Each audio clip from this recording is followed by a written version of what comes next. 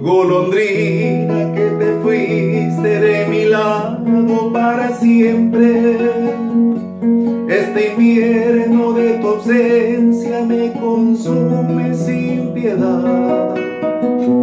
Ya retorna la canora primavera floreciente y aún tú me condenas a vivir en soledad.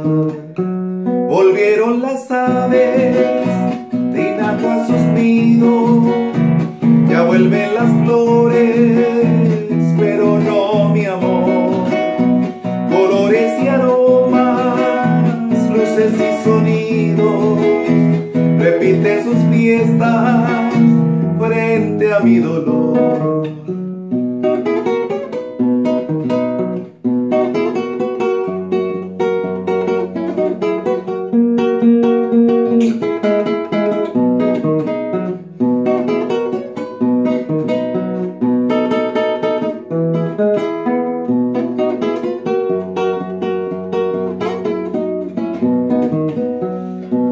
Busco ansioso yo el encanto de tu pico y de tus alas, golondrina fugitiva que inspiraste mi canción.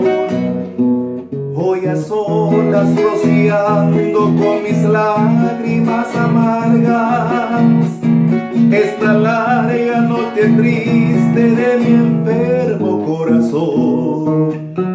Deja ese retazo de lejano cielo que el tiempo añorando mi dulce prisión, y hasta mi guitarra después de tu vuelo pronuncia tu nombre